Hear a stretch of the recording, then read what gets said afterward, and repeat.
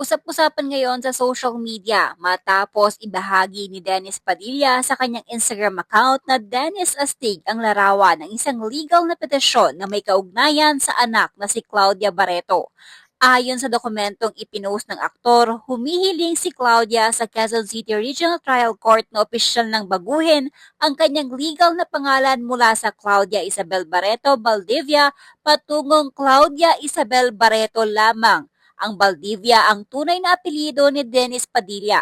Ang naturang petisyon ay naglalayong alisin ang apelyidong Valdivia sa legal na pangalan ni Claudia at gamitin na lamang ang apelyidong Barreto na matagal na niyang ginagamit sa publiko at sa kanyang career sa entertainment industry.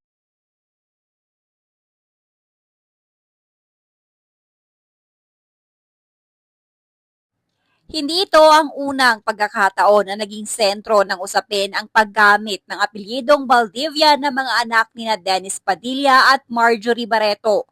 Noong mga nakaraang taon, nagkaroon din ng kahalintulad na issue kaugnay ng kapatid ni Claudia na si Julia Barreto na minsan ding naghagad na gamitin lamang ang apelyidong Barreto. Muling nabuhay ang interes ng publiko sa relasyon ni Dennis at ng kanyang mga anak matapos ang kontrobersyang sumunod sa kasal ni Claudia noong 2025. Matatandang nagpahayag noon si Dennis ng kanyang pagkadismaya at hinanakit tungkol sa kanyang naging papel sa kasal ng anak.